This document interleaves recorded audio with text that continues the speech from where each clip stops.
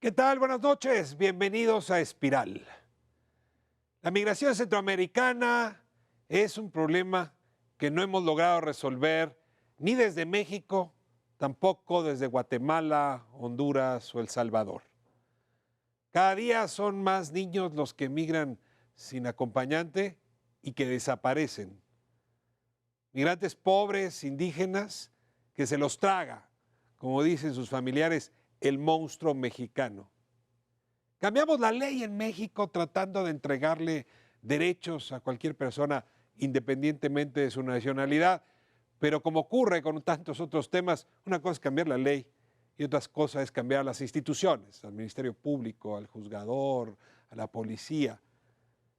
Hemos convertido a México en el policía estadounidense encargado de repatriar centroamericanos. La cifra es increíble. Estamos repatriando centroamericanos en número similar a la repatriación que hacen los estadounidenses sobre estas mismas poblaciones.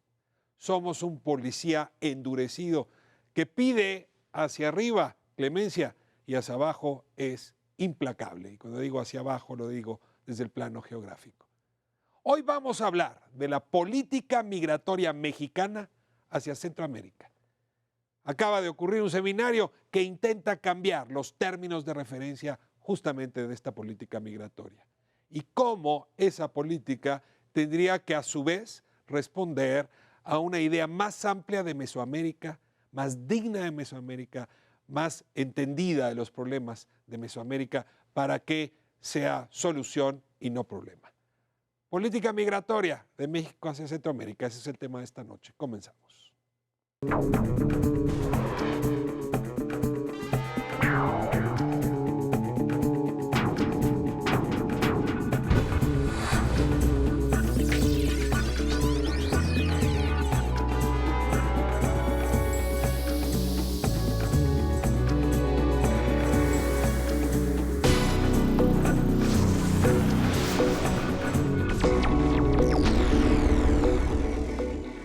Pues abrimos nuestra conversación sobre la política migratoria mexicana hacia Centroamérica con dos invitadas y un invitado de lujo. No saben cuánto les agradezco que compartan pues, su presencia, su inteligencia y su conocimiento en este debate. Y como es tradición en Espiral, les voy a pedir que se presenten ustedes mismas.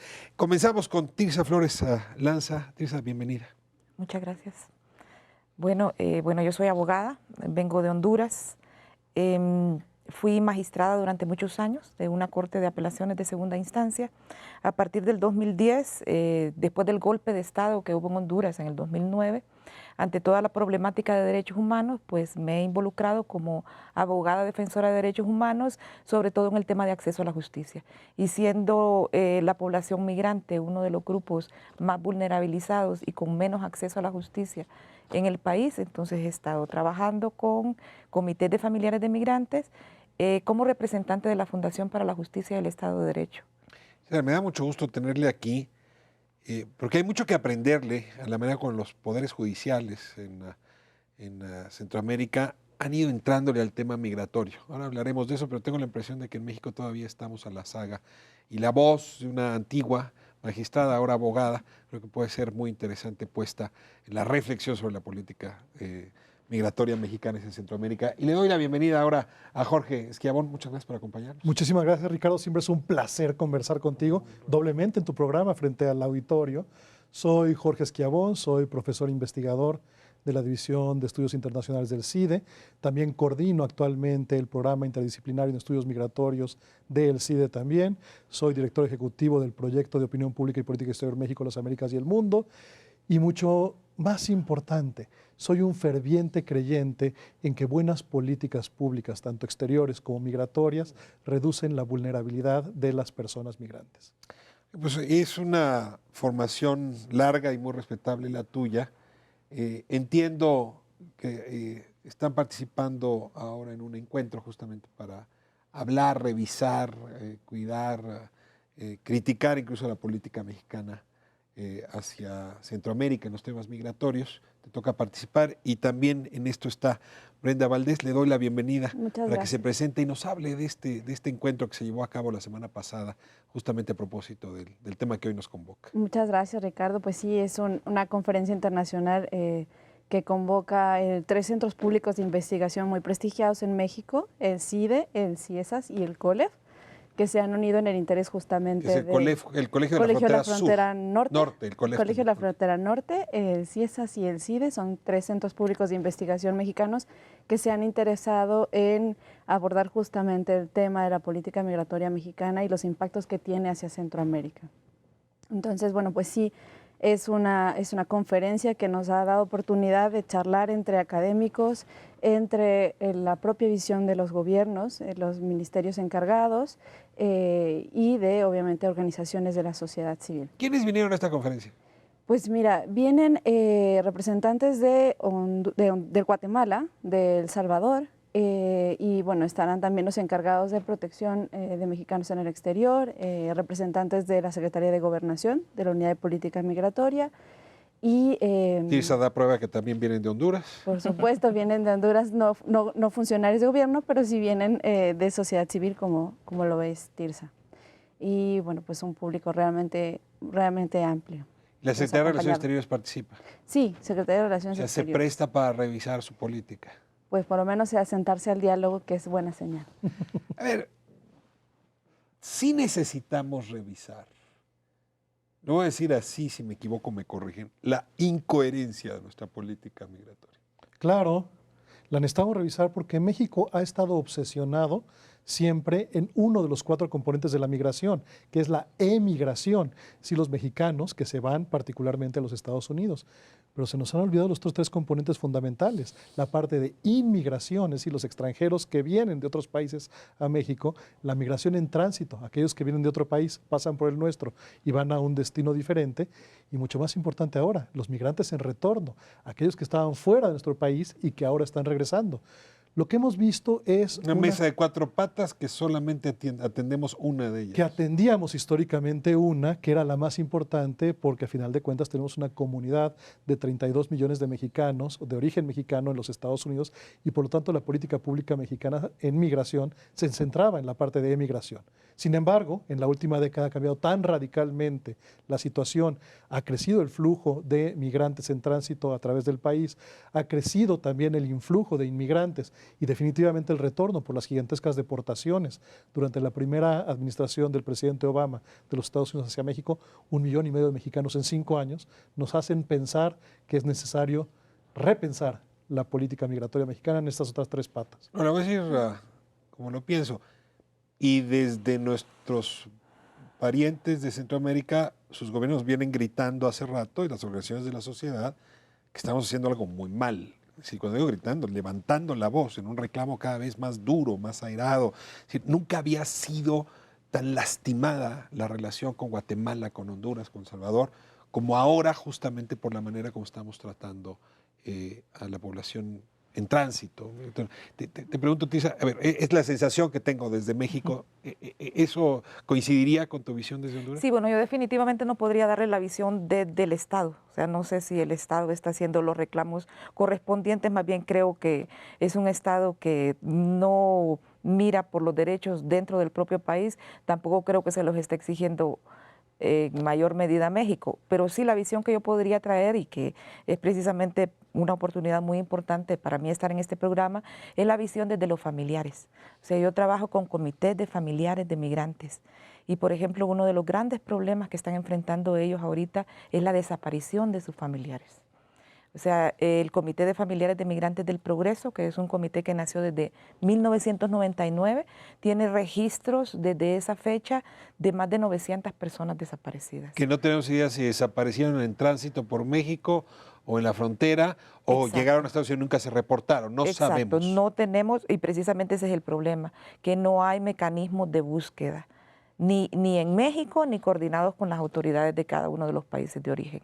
Entonces, estas madres, porque la mayoría son madres, la mayoría son mujeres, el comité está conformado por un 95% de mujeres, mujeres muy valientes, mujeres muy pobres, que han hecho de su dolor lo han convertido en una forma de solidaridad y de búsqueda entre ellas mismas, o sea, tienen muy poco apoyo del Estado, pero yo quisiera un poco citar textualmente las palabras de una de ellas en su inmenso dolor.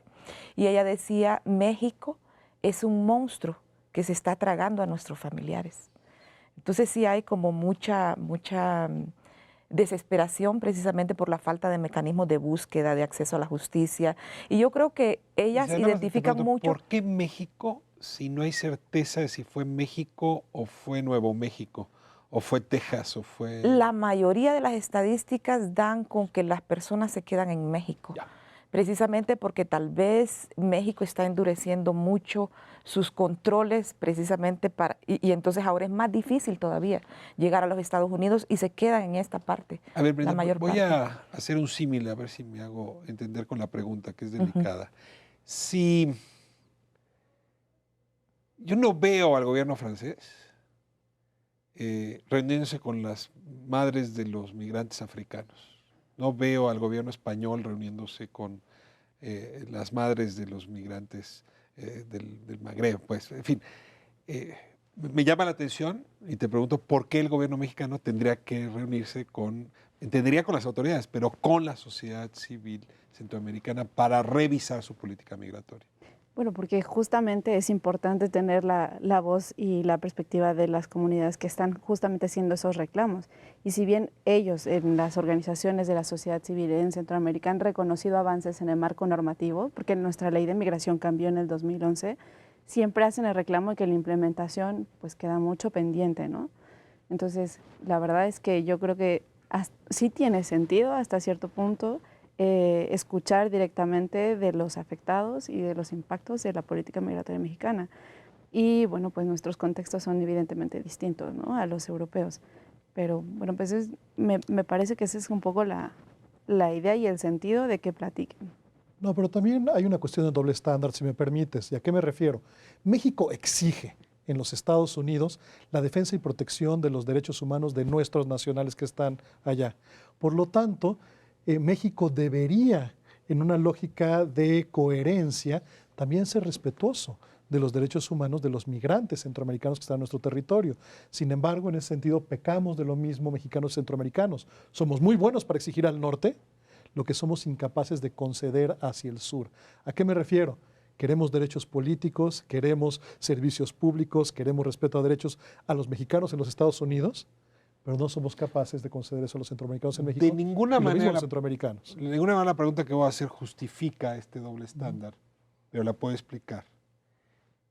Si la Casa Blanca o el Capitolio te dice, está bien, voy a ablandarme con tu población, la voy a recibir, le voy a dar la residencia, a lo mejor hasta la nacionalidad, pero a cambio me cierras la frontera en Suchiate, eso estaría explicando por qué nuestra exigencia es potente hacia allá y nuestra actitud autoritaria, securitista, se ha endurecido hacia el sur. ¿Estoy muy lejos de la realidad? Yo tendré otra explicación, si me permites. Déjame preguntar, desde Centroamérica, ¿están viendo a México como el guardián de los Estados Unidos? A mí definitivamente me parece que sí. O sea, creo que se ha endurecido muchísimo la protección, o sea, la dificultad para transitar por territorio mexicano hacia los Estados Unidos, y eso pues definitivamente lo que está trayendo es mayores violaciones. O sea, por ejemplo, leía una noticia que el tema del tren, ¿verdad?, de la bestia, que se le están poniendo controles muchísimo más rigurosos para que los migrantes no utilicen ese medio de movilización. Peligrosísimo. Peligrosísimo, pero lo que está orillando es a buscar rutas más peligrosas. Y entonces ese endurecimiento de México, que sí yo creo que tiene que ver un poco con, digamos, no quisiera estar en un país y ofenderlo, pero sí con su deseo de quedar bien con los Estados Unidos, y no lo digo solo de México, creo que por ejemplo en Honduras hay mucha influencia y mucha presión de los Estados Unidos en las políticas, por ejemplo, esta política antidrogas que nos ha hecho tanto daño en México, en Colombia, en Honduras, y que los resultados no han sido nada más, no han sido realmente... Pero, fíjate, pero claramente hay un endurecimiento de la política migratoria mexicana que y trae estaría mayores ligada consecuencias, sí. con una petición política de Estados Unidos. A ver, Y sobre todo a partir de la implementación del programa Frontera Sur, que coincide, ¿no?, con este endurecimiento, y nosotros recientemente hicimos un viaje en Frontera Sur y evidentemente sí, las infraestructuras para controlar están mucho más evidentes, hay más volantas para hacer operativos móviles, y lo que ha orillado es justamente a que los migrantes vayan por caminos mucho más peligrosos, que hagan caminatas nocturnas sobre las propias carreteras, que ya de por sí es peligroso. Y la verdad es que también hay mucha violencia de las propias comunidades fronterizas, o sea, también nos atacan a machetazos, y si bien la bestia no ha tenido lo que presume mucho el secretario de Gobernación, y justo apenas lo acaba de hacer en su comparecencia en el Senado, como parte de la glosa del informe del presidente Peña Nieto, presume eso, que ahora hay muchas menos muertes porque ya no los dejan subir al tren. Sí, pero ahora hay otro tipo de riesgos. Claro. Jorge, tú dices, tengo otra explicación. Mira, es completamente cierto lo que dices en términos de que México ha endurecido su política migratoria. El día de hoy, México deporta tantos centroamericanos como la Border Patrol de los Estados Unidos. Es más, ¿Deporta mexicanos? deporta centroamericanos. Alrededor de 85,000 centroamericanos son deportados anualmente por la Border Patrol de los Estados Unidos. Alrededor de 85,000 centroamericanos son deportados por el Instituto Nacional de Migración. Hay algunos años en los que México aún deporta más centroamericanos que los Estados Unidos. Entonces, sí es cierto que el endurecimiento de la política migratoria mexicana hace que los detengamos antes de que lleguen a la frontera con los Estados Unidos. Ahora, sí hay una explicación en términos de esta negociación México-Estados Unidos, pero también hay otra explicación en términos de las exigencias de los propios gobernadores fronterizos mexicanos, en el sentido de que por el endurecimiento de la política migratoria en Estados Unidos, no llegan a pasar esos centroamericanos hacia territorio estadounidense, y muchos de ellos se están quedando en los estados fronterizos mexicanos. Entonces, justamente con una Estás hablando de Centroamérica, Chihuahua, Sonora, Baja California, Tamaulipas, Baja California. Y ahí lo que estás viendo es que hay una creciente población flotante centroamericana tratando de pasar hacia los Estados Unidos. Hay quejas importantes por parte de los gobernadores fronterizos mexicanos que justamente piden también una política migratoria mexicana mucho más fuerte y mucho más contundente. ¿Nunca han sido tan influyentes los gobernadores mexicanos en este tema, Jorge? En este caso sí, porque crecen las comunidades, particularmente en ciertas ciudades fronterizas como Tijuana, como Ciudad Juárez, como las diferentes poblaciones en Tamaulipas como Reynosa y Matamoros. Y pareciera que sí hay presiones para que el flujo se controle desde el Istmo de Tehuantepec y no se permita que llegue hacia la frontera México-Estados Unidos. Voy a poner un tema sobre la mesa. Así se conoce en la discusión académica y también de política migratoria. La seguridad hemisférica, ¿no? Es decir, la idea de que esto no se resuelve a la Trump, ¿no? Poniendo, en este caso no sería un muro más alto, sino un río más ancho. sino una comprensión más compleja del problema, en todas sus aristas. Y sin embargo, no estamos dialogando con América Central sobre cuál sería ese concepto aterrizado en políticas convergentes de los distintos estados. Quiero preguntarles si en la discusión de la semana pasada tuvieron oportunidad de revisar qué es eso o qué ruedas requeriría el autobús de la seguridad hemisférica y sobre todo escuchando las muchas voces y desde luego felicitándonos por tenerlas en este seminario y en esta discusión en nuestro país. Me voy a corte y regresamos para hablar de la seguridad hemisférica y cómo se está pensando en la lógica multinacional. Regresamos en un momento, seguimos en Espiral.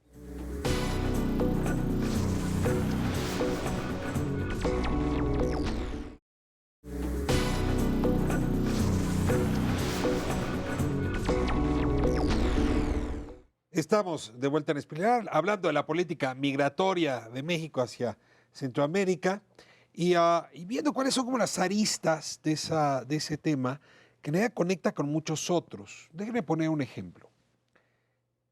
La migración y el crimen organizado eran en principio dos expedientes que estaban en libreros separados. De golpe están hoy en el mismo archivero y ya realmente no sabe uno dónde comienza un problema y acaba el otro. Hay evidencia suficiente que bandas del crimen organizado que operan en el Golfo de México cachan al migrante hondureño, salvadoreño, que viene sin un centavo a México y le dicen, te pago el transporte de aquí a la frontera si cargas este guato de droga, de este cargamento de estupefacientes.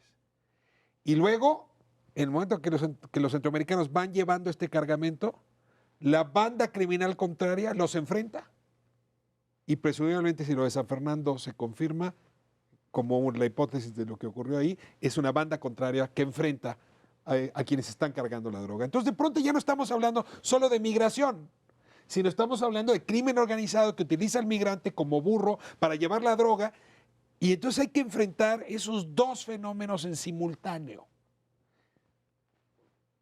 Va volviéndose más complejo el fenómeno. Claro, muchísimo más complejo y sobre todo para los familiares de las víctimas de estos delitos, porque el crimen organizado, como dice usted, está muy bien organizado, pero nuestros estados no lo están lo suficiente.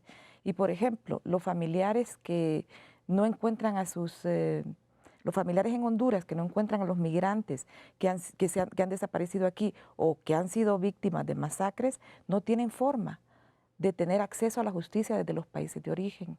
O sea, no tienen forma de denunciar. Si ellos van, Ministerio Público en Honduras no le da respuestas, posibilidades de venir a poner denuncias aquí a la PGR es prácticamente imposible, son personas de muy bajos recursos y además son colectivos muy numerosos. Entonces, todo esto tiene que tener la respuesta de los estados de una manera diferente.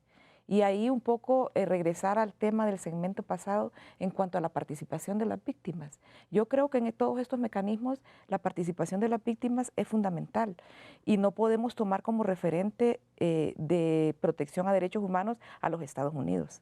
O sea, no porque Estados Unidos no lo esté haciendo, México no tiene la obligación de hacerlo. Afortunadamente México está comprometido de una u otra manera, aunque solo sea de una forma aparente, podemos decir, porque los resultados son pocos, con la protección y promoción de los derechos humanos, cosa que no ha hecho Estados Unidos. Estados Unidos no ha firmado ni ratificado prácticamente ninguna convención sobre derechos humanos. En cambio, México sí lo ha hecho. Y, por ejemplo, la Ley General de Víctimas obliga al Estado mexicano a darle participación a los colectivos de familiares y de víctimas en todas estas políticas públicas y mecanismos que se puedan impulsar. La ley migratoria reciente, hace algunos años en el gobierno de Calderón, fortaleció los derechos de las personas independientemente de su nacionalidad. Ese es el centro de esa reforma en materia de derechos humanos. Pero como muchas cosas que hacemos aquí, la ley es impecable. Sin embargo, la autoridad dice, ese centroamericano estaba llevando droga. ¿Por qué lo asumimos como víctima? ¿Por qué vamos a darle aquí cabida cuando hay tantos expedientes que no se han resuelto? Entonces, tienes una autoridad desfasada con su ley. Y en ese escenario es donde de pronto, ¿cómo hacemos que se haga justicia? A ver, Jorge. Tienes una autoridad completamente desfasada de su ley, no solo para los extranjeros, sino para los propios mexicanos. Y particularmente son vulnerables los extranjeros que se encuentran en una situación irregular en el país. Son doblemente vulnerables porque se quieren mantener tan invisibles como sea posible, porque lo que a ellos les interesa es pasar lo más rápidamente por territorio mexicano para llegar a los Estados Unidos. Entonces, sí, la ley de migración del 2011... Y pagar como sea el viaje. Y pagar como sea el viaje. Es más, hay datos del costo del fenómeno migratorio y hay datos que costaba alrededor de $1,000 hacer el cruce desde México hacia los Estados Unidos hace alrededor de 10 años. Hoy cuesta aproximadamente entre $4,000 y $5,000 de México a Estados Unidos y de Centroamérica puede irse a $7,000 o $8,000. En buena medida, algunos casos de flujos migratorios mucho más históricos que ya cuentan con comunidades en Estados Unidos, como es el salvadoreño, por ejemplo, el financiamiento para la migración de los nuevos miembros de la familia se da desde la familia que ya está asentada en los Estados Unidos. Y ahí viene otro tema grave en términos de seguridad. Estos son los principales migrantes objeto de secuestro en el país. Cuando pasan por territorio mexicano, el crimen organizado sabe que están financiados por sus familiares en Estados Unidos, son secuestrados y el familiar es extorsionado para que éste sea liberado. Datos de la propia Comisión Nacional de Derechos Humanos en México habla de alrededor de 20,000 secuestros de migrantes al año en este país. Sí, es como tratar como mercancía, ¿no? O sea, el migrante propio también se volvió mercancía, al igual que la droga, ¿me explico? Es que es un negocio lucrativo para actores muy perversos. Decían, bueno, es que estamos combatiendo a los Zetas o no sé qué organización, y entonces se mueven y entonces explotan a los migrantes. No, en realidad integran el fenómeno de la migración a su conjunto de negocios. Y frente a eso tienen la posibilidad de tener un Estado con una política que entienda la complejidad del fenómeno y atienda cada uno de sus elementos, o de plano, por la vía sencilla, nombrar a un policía y que el policía se haga cargo a como pueda de resolver el asunto. Un policía que luego además acaba estando en ocasiones coludido con el crimen organizado. A ver, la visión policíaca, la migración como un asunto que se resuelve desde la visión policíaca, Brenda, ¿merece reclamo, merece análisis? Sí, por supuesto. Yo creo que y ese es el principal reclamo que se ha venido haciendo desde la academia y desde sociedad civil organizada. Justamente cambiar el enfoque a la seguridad humana, a la seguridad de la persona migrante. Por eso los reclamos son a no cosificar a la persona que está atravesando México, ¿no? No volverlo mercancía, no volverlo pesos y centavos. Entonces yo creo que es muy claro cómo pasamos de esta visión de seguridad nacional, de este paradigma que es el que cubre la política migratoria mexicana actual, a otro que tiene que ver con lo que sí es la seguridad de la persona migrante. Y obviamente atender a los riesgos que cruzan, ¿no? que se exponen a cruzar por México. A ver, no nos gusta a nadie la visión policial. Nos gustaría más esta de la seguridad hemisférica, de la que hablaremos en un momento. Pero hay dos actores que me son muy importantes en esta discusión y que tú los tienes bien vistos. Uno es el papel de los jueces, protectores de estos derechos, independientemente de la nacionalidad de la persona. Y el papel de los fiscales, del Ministerio Público, ¿no? Que es quien le da o no le da entrada a un reclamo como los que has descrito.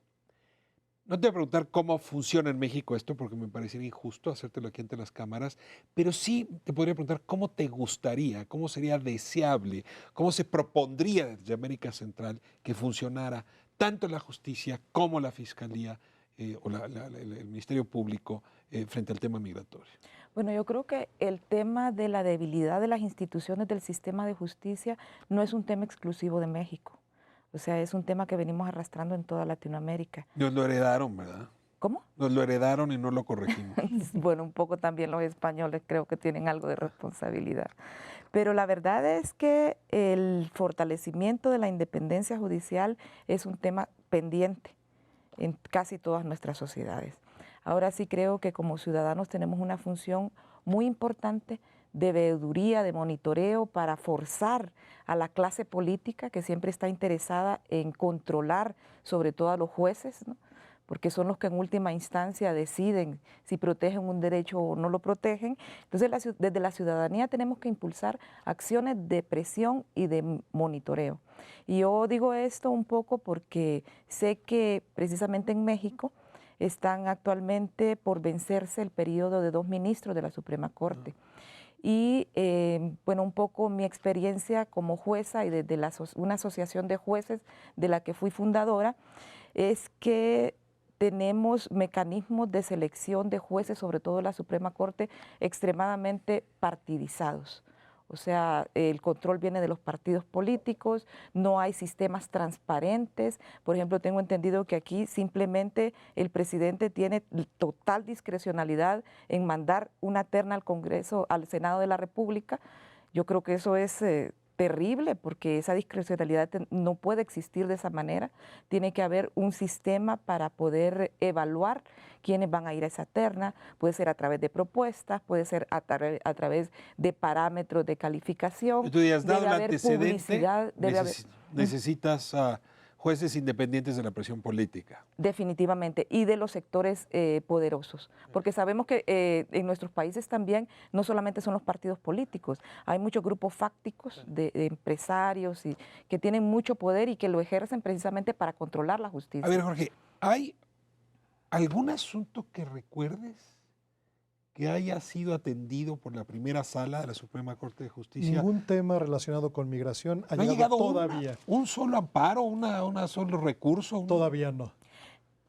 La Fundación para la Justicia y el Estado Democrático de Derecho tiene precisamente ahorita, porque se solicitó, tienen ¿cómo que dice? Poder de Lo atracción. elevan, lo atraen, un recurso de amparo precisamente sobre el tema de concederle la calidad de víctima a una madre o esposa de un migrante salvadoreño. A ver si entiendo, es un asunto que está intentando ser atraído por la Corte, pero la Corte no lo ha traído. La Corte lo tiene atraído. El tema es que en el expediente, en la averiguación previa, no se le concedió la calidad de víctima a esta persona y también se le negaron las... ¿Por no ser nacional? La fotocopia, sí, la fotocopia del expediente por un tema de confidencialidad.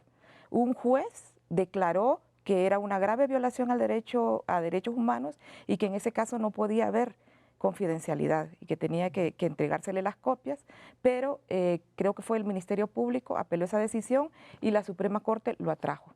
O sea que es un caso muy interesante porque sentaría un precedente en cuanto al reconocimiento de calidad de víctima de los centroamericanos, porque hemos tenido problema en eso. Pero a ver, es que esto es el punto central, es decir, una cosa es que la ley la diga y otra cosa es que yo me la crea.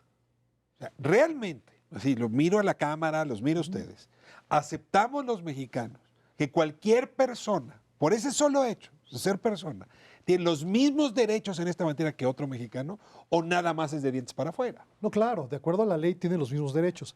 Ahí hay un actor fundamental del cual nos estamos olvidando un poco y que puede ser fundamental para reducir la vulnerabilidad de los migrantes y también para apoyarlos en sus querellas frente a un Estado violador de derechos, y son justamente la protección consular y los cónsules. Un ejemplo muy claro, México tiene una política de protección consular de los mexicanos en el exterior que yo me atrevo a afirmar contundentemente es una de las mejores prácticas a nivel internacional. Atendemos a los 12 millones de mexicanos que viven en los Estados Unidos y una comunidad de 32 millones de mexicanos, de gente de origen mexicano. Allá se invierte la mitad del presupuesto de la Cancillería mexicana, la mitad del personal de la Cancillería está dedicada a América del Norte y buena parte de ella, 50 consulados en los Estados Unidos. Lo que vemos tristemente es que en el caso de Centroamérica todavía no se pone como una prioridad fundamental de la política exterior de los países del Triángulo Norte, es decir, Guatemala, Honduras y El Salvador, la protección consular. Si hubiera el acompañamiento de los cónsules centroamericanos en estos casos de violación de derechos humanos, sería mucho más fácil hacer responsable al Estado mexicano.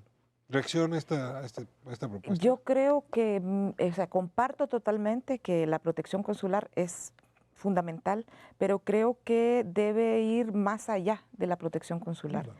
Lo que se está planteando desde los comités y lo que se está exigiendo, y ya hay un compromiso de parte de la Procuradora General de la República, es un mecanismo transnacional de búsqueda y acceso a la justicia. Pero déjame seguir con tu argumento, porque en efecto algo que se parece entre todos los países latinoamericanos es que la justicia está al servicio del poderoso. Así es. El migrante no es poderoso que migra. Sí. Entonces la justicia no está a su servicio. Exactamente. ¿Por qué los consulados habrían de estarlo? ¿Por qué habría que destinar recursos? Si tú ves en los países del Triángulo Norte, en sus estados, en sus gobiernos, el interés de invertir en protección consular o en mecanismos en abogados como tú, pero financiados por el Estado para defender connacionales, o ninguno de los tres países tiene esta vocación, esta intención. Yo no quisiera ser pesimista, pero yo pienso que no la tienen. Sin embargo, pienso que a través de la exigencia y de la presión de las víctimas es que se van logrando poco a poco pasos. Por ejemplo, eso que le hablo del mecanismo transnacional. Eso hace 2 años era prácticamente imposible pensarlo. Sin embargo, se hizo una audiencia ante la Comisión Interamericana en la que el Estado mexicano aceptó esa responsabilidad. Después el Comité contra la Desaparición Forzada, también cuando México en este año fue a rendir su informe, dentro de sus recomendaciones, hizo también hincapié en la necesidad de este mecanismo, y actualmente en la última visita de la Comisión Interamericana se reiteró el compromiso del Estado mexicano para hacer viable este compromiso. Entonces, yo no creo que los estados por sí solos tengan toda la voluntad del mundo de protección de derechos humanos en general. Sin embargo, creo que estamos en una etapa en la que afortunadamente se ha avanzado mucho en cuanto al reconocimiento de derechos, en cuanto al reconocimiento de las obligaciones internacionales, y eso pues da un margen para que estas acciones puedan ser impulsadas. Yo no me atrevo a hacer distinción entre personas, y sin embargo sí la tengo que hacer con respecto a la vulnerabilidad dentro de ese grupo de personas. ¿Puede alguien aquí no ser empático con un adulto salvadoreño que migró y se lo tragó el monstruo? Pero yo creo que cualquiera sería empático si el monstruo se tragó un niño. Y cada día son más niños centroamericanos los que están perdiendo en el camino. No tenemos idea qué pasó con ellos. Y ahí sí, digamos, hay una cosa que se revela, un sentimiento que se revela y que amerita todavía mayor atención y defensa de las víctimas. Sí. Me voy a corte y estos son los temas que me gustaría colocar en la discusión sobre esta seguridad del hemisferio que tiene que proteger a los más débiles. Y sin duda, niño indígena centroamericano en México, y solo, si no acompañado, es una circunstancia caótica que da muy mal resultado. Vámonos a corte y regresamos para seguir hablando de la política migratoria mexicana hacia Centroamérica.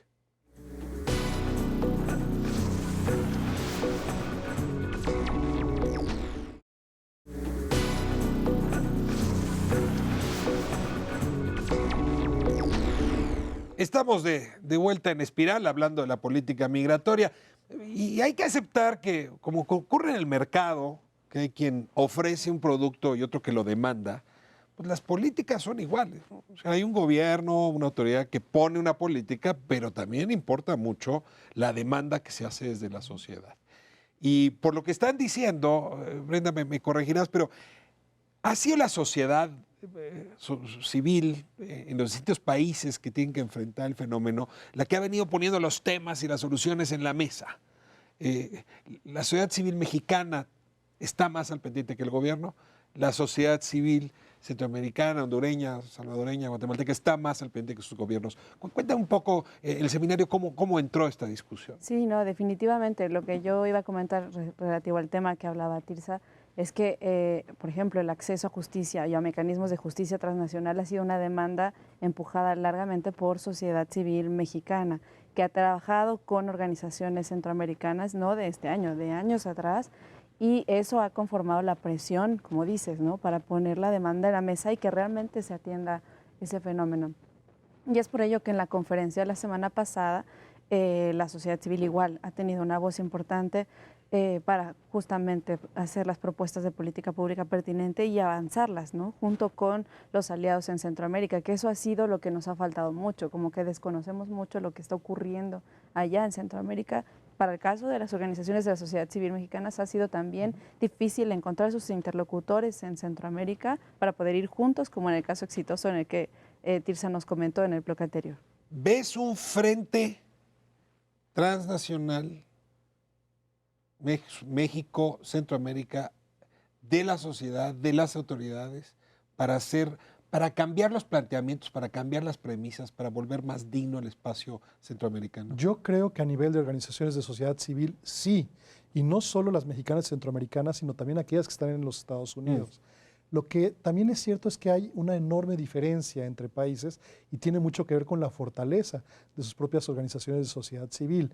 En el caso centroamericano, muy particularmente, hemos visto avances interesantes, por ejemplo, en el caso de El Salvador, que ya tiene una política de atención a migrantes, que tiene un viceministerio para salvadoreños en el exterior, que ha buscado en la protección consular, por ejemplo, una prioridad de su política exterior. Pasos atrás está Guatemala, con una institucionalización muchísimo menor que tiene que ver también con una comunidad migrante menos poderosa. Y finalmente Honduras está no 4, sino 10 pasos atrás en términos de que el fenómeno migratorio hondureño es relativamente reciente. Estamos hablando de una migración que inició hace 10, 12 años y por lo tanto todavía no existe la capacidad ni de organización de organizaciones de sociedad civil ni de diásporas en el exterior para obligar al gobierno hondureño a tomarse mucho más en serio la protección de sus personas migrantes. Perdón, Tirsa, que siga con tu metáfora. Vas a pensar que tienes ahí enfrente al monstruo mexicano que No se lo traga. dije yo. No, pero la metáfora me parece... Ahí está el cíclope devorando a los hermanos centroamericanos. ¿Por dónde empezar? A ver, ayúdame en este segmento como a enumerar las propuestas que escuchaste en el seminario y lo que tú has venido trabajando. Ya hablaron del mecanismo de defensa, puedes mencionarlo, pero ayúdame a sumar otros elementos de solución. Bien, yo quisiera hablar un poco más concretamente sobre este mecanismo transnacional, porque definitivamente nos parece como un punto central que puede abrir, y ellas mismas lo han dicho, las madres con las que yo trabajo.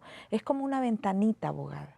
Nosotros sabemos que no va a solucionar todo, pero queremos tener esa ventanita. Y afortunadamente ya hay un borrador de acuerdo de parte de la Procuraduría General de la República. Los comités de familiares se han reunido en 2 oportunidades, primeramente con el procurador Murillo Caram en octubre antes de que saliera y después con la actual procuradora Arely Gómez en abril de este año, y ella asumió los compromisos que se habían tenido y ya hay un principio. O sea, el mecanismo va a empezar a funcionar a través de las agregadurías de la PGR en los consulados. O sea, la idea es que las madres puedan acudir a los consulados de México en los diferentes países de origen y que este agregado de la PGR pueda recibir denuncias, tenga las competencias suficientes para recibir las denuncias y no solo recibirlas, sino estar retroalimentando de información a los familiares periódicamente. ¿Ya tenemos agregaduría de la PGR en los 3 países? Por lo menos lo que yo sé es que hay un agregado en Guatemala, pero no tiene facultades concretas en los demás no puede países. recibir. No, serían agregados nombrados especialmente para esta función. Estos agregados traerían las denuncias y afortunadamente se va a crear una unidad de protección a migrantes, porque teníamos un poco el temor que si los agregados recibían las denuncias, se dispersaran totalmente en los diferentes estados de México, pero va a haber una unidad. Esta unidad va a depender de la Subprocuraduría de Derechos Humanos. A ver un momento. ¿Por qué la PGR y no las procuradurías locales, Jorge? Porque migración es un tema que es facultad del gobierno federal. O sea, migrantes desaparecidos inmediatamente cae en el ámbito nacional, en el ámbito federal. Exactamente. A ver, este es un elemento que sí daría un cambio sustantivo, sin duda. Sí. ¿Qué más? Las competencias que esperamos que tenga, la posibilidad de acciones de búsqueda inmediata. Sabemos que una de las necesidades más importantes de los familiares es poder buscarlos. O sea, es terrible el drama de tener un familiar desaparecido. Luego que tuviera facultades de investigar, de esclarecer los hechos, de sancionar, y un tema importante también es el tema forense. El reconocimiento de los restos de una forma científica y la repatriación en condiciones de dignidad. Porque, por ejemplo, ha estado sucediendo, precisamente con la masacre de los 72, se repatriaron cuerpos equivocados. Y eso es gravísimo. Entonces, actualmente, pues hay una comisión forense. No, a ver, detente aquí. De los 72 muertos de San Fernando, devolvimos a Honduras, cadáveres en forma equivocada. que podrían haber sin sido mexicanos o migrantes. O de Guatemala, que pudieron haber sido de Honduras, o de Honduras, que pudieron haber sido de O sea, Guatemala. está un problema forense, no hay reconocimiento antropomórfico, no hay reconocimiento hubo, en muchos dactilar, casos no hubo, hay... y ahí tuvo también bastante responsabilidad de los cónsules, porque parece que, por ejemplo, los cónsules de Honduras, desafortunadamente, que no son los mejores de Centroamérica, no exigieron un reconocimiento a través de pruebas de ADN, sino que, bueno, en algunas O sea, te llegó un cuerpo, no es el de tu hijo, por lo tanto, tu hijo sigue desaparecido, ¿y qué haces con ese cuerpo? Pues está enterrado. está inhumado en estos países. Y Sin por du- ejemplo, ahorita en la Comisión Forense, que es un órgano que está encargado del reconocimiento de los cuerpos de las 3 masacres, hay solicitudes de varios familiares de revisión de la entrega de sus Brenda, familiares. Hay un tema que estuvo todo el tiempo en la mesa y sin embargo no ha sido nombrado. La mayoría son personas con identidad indígena y pareciera que esto no importa. O justamente no se menciona. Cuando llega el migrante, es tratado en México con igual o peor discriminación con la que se trata a los indígenas mexicanos del sur-sureste. Definitivamente es como tener doble o triple vulnerabilidad, y más si es mujer indígena o niño indígena, como hablabas hace A ver, un... la CDI y las instancias de discriminación con APRED no tendrían que estar puestas ahí con toda firmeza para reconocer la vulnerabilidad indígena que esto está implicando. Definitivamente, además los mexicanos presumimos mucho de ser muy hospitalarios, ¿no? Pero en realidad nuestra hospitalidad es como bastante falsa. Como dices tú, no nos creemos eso de que los indígenas, los migrantes, el otro, el que parece diferente, tiene los mismos derechos que yo, ¿no? En realidad es que esto es lo que se ve, que al contrario hay muchísima discriminación respecto a estas personas. Entonces sí. Cabe especular que muchos de ellos no hablan castellano. Sí, no lo hablan. Además, perdón que me meta, acabamos de estar en una estación migratoria y dadas las condiciones, como yo digo, las causas estructurales que están originando la movilidad, pues es previsible que desde Honduras, por ejemplo, vengan más personas, ¿no? Recientemente escuchaba un dato que 63% de los hondureños estarían dispuestos o quisieran dejar su país si pudieran. Eso quiere decir que la movilidad va a seguir y en la estación migratoria en la que estábamos en Chiapas, las solicitudes en la estación migratoria, hablando de que no saben leer español, estaban prellenadas, tenían prellenado. Estoy entendiendo que soy fulanito de tal, que vengo de tal y que no estoy corriendo ningún riesgo, o sea, no corro riesgo en mi ciudad, mi comunidad de origen y estaba prellenado, como simplemente para firmar o poner un garabato. Ajá, entonces es gravísimo que no haya... que hay ese tipo de cosas que están ocurriendo en la implementación práctica de la política migratoria mexicana.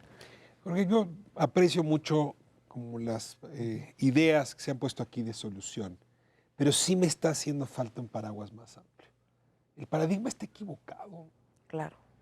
Sí, porque lo que tienes que hacer es pensar en Mesoamérica como un sistema migratorio y no como 3 países en el Triángulo Norte, México y Estados Unidos por otro lado. A final de cuentas, el fenómeno ¿Cuántos migratorio... siglos llevamos con flujos migratorios en Mesoamérica? Realmente los flujos existentes eran de México hacia los Estados Unidos No, te desde estoy hablando finales del para siglo atrás. XIX. Ah, ok. Desde el final del siglo XIX. La migración centroamericana es más bien resultado de las guerras civiles de la década de 1970 y 80. Es sustantivamente más reciente que la migración mexicana. Pero lo que sí hemos visto es un incremento sustantivo en los flujos. Cayó a sus niveles más bajos hacia el año de 2010, en el cual estamos hablando de 110,000 centroamericanos en tránsito por México hacia los Estados Unidos. Para el año 2014 ya estamos hablando de 250,000. Y lo más interesante o lo más preocupante es que así como aumenta el flujo, también aumenta la vulnerabilidad. ¿A qué me refiero? Más niños, más mujeres, mucho más hondureños, que es una migración de gente más pobre y por lo tanto sustantivamente más vulnerable. Por lo tanto, si sumamos aumento de flujos, aumento de vulnerabilidades y a final de cuentas incapacidad por parte de autoridades mexicanas de controlar al crimen organizado y la seguridad de estas personas, pues, aumento de violaciones de derechos humanos en nuestro territorio. Entonces, si te forzara, vamos hacia conclusiones, a imaginarte en el 2025, una Mesoamérica distinta, ¿cuál habría sido la idea fuerza que logró modificar o mover de mejor manera esta estructura altamente discriminatoria y vejatoria de seres humanos? Bueno, yo creo que tiene que ver con un tema de fortalecimiento de nuestras propias instituciones. Creo que eso es lo que está generando, por ejemplo, te hablo del caso Honduras. Honduras en este momento, a partir del golpe de Estado, tiene índices de impunidad de hasta un 90%, por ejemplo, en casos de feminicidios. Entonces, el hecho de que un país no funcione dentro de que sus habitantes se sientan en una total desprotección, entonces definitivamente te va a hacer mirar hacia otro lado. Entonces, para mí que lo que habría que trabajar, además de todo el tema económico, de empleo, pero el tema de seguridad, por ejemplo, pasa por el fortalecimiento de nuestras propias instituciones, o sea, un ministerio público que en realidad investigue los delitos, un poder judicial que en realidad juzgue, y no solamente a los pobres, sino que precisamente, por ejemplo, ahorita en Centroamérica el tema de la corrupción es un tema que está en la mesa de debate. Guatemala, Honduras, están países que este tema de la corrupción ha corroído totalmente todas las instituciones y hace que no miremos hacia el futuro, una luz al final del túnel. Pero yo, si me pregunta hacia el 2025, si yo quisiera algo mejor, creo que nos iríamos por el fortalecimiento de las instituciones de cada uno de los países. Una sola idea de conclusión fuerte, Brenda. Y que nos quizá permita articular mover las una cosas. visión regional. O sea, creo que eso es lo que falta definitivamente, que haya una visión regional entre los gobiernos de los países centroamericanos y también el mexicano, y vernos justamente como región Mesoamérica, Norteamérica, que juntos podríamos aprovechar mucho más los factores que tenemos, ¿no? De movilidad, de capital humano, de talento que se mueve por esta región. Entonces, yo creo que más bien yo le apostaría a eso, a que el cambio fuera a tener esta visión regional de articulación de políticas, no solo la migratoria, sino mucho más, ¿no? Una agenda de cooperación con Centroamérica que tuviera este tema de la movilidad humana. Jorge, cierras tú. Totalmente de acuerdo con mis compañeras. Es, a final de cuentas, el fortalecimiento de instituciones, tanto a nivel centroamericano como mexicano, para que haya más oportunidades y la gente no quiera o no tenga que migrar. Es fundamental que haya Estado de Derecho, seguridad y oportunidades económicas. Y ahora también, idealmente, eso es en los lugares de origen, pero para el tránsito a través de México hay ya un acuerdo entre los países del Triángulo Norte, Guatemala, Honduras, Salvador, más Nicaragua y República Dominicana, para hacer protección consular conjunta en México. Eso significa que si tú, como país de este memorándum, no puedes ofrecer la protección para tu nacional, pero alguno de los cónsules de los otros países puede hacerlo, te puede ayudar. Y por lo tanto, ante recursos tan limitados que tienen para proteger la vulnerabilidad de estos migrantes en territorio mexicano, hacerlo de manera conjunta también es una buena estrategia y una buena solución para sumar recursos escasos y reducir vulnerabilidad de las personas migrantes. Sí, el tema migratorio ocurre en un sistema geográfico que naturalmente ha estado vinculado y en un sistema de poblaciones que han estado vinculadas. Si en lugar de atenderlo de manera sistemática, lo hacemos de manera fragmentada, por instituciones o por gobiernos, el resultado es este caos que estamos observando, ¿no? Acabamos devolviendo restos humanos que ni siquiera corresponden a la persona buscada, digamos, ponerlo como ejemplo. Ojalá y esa visión sistemática sea la que norme la política migratoria de México hacia Centroamérica, y no que sea la visión de México hacia Centroamérica lo que acabe normando el sistema. O sea, pongamos los caballos delante de las carretas. Muchas gracias a los tres. Gracias, Tirsa. Muchas gracias, Brenda. Muchas gracias, Jorge, por esta conversación. Y ojalá y la empatía que les siento a ustedes frente al tema sea una empatía que a través de la pantalla y a través de estas conversaciones nos pueda llegar a muchos otros mexicanos que tendríamos que estar preocupados por esta tragedia y también por las soluciones que tiene. Nos vemos próxima semana, Canal 11, aquí en Espiral, miércoles. Muchas gracias.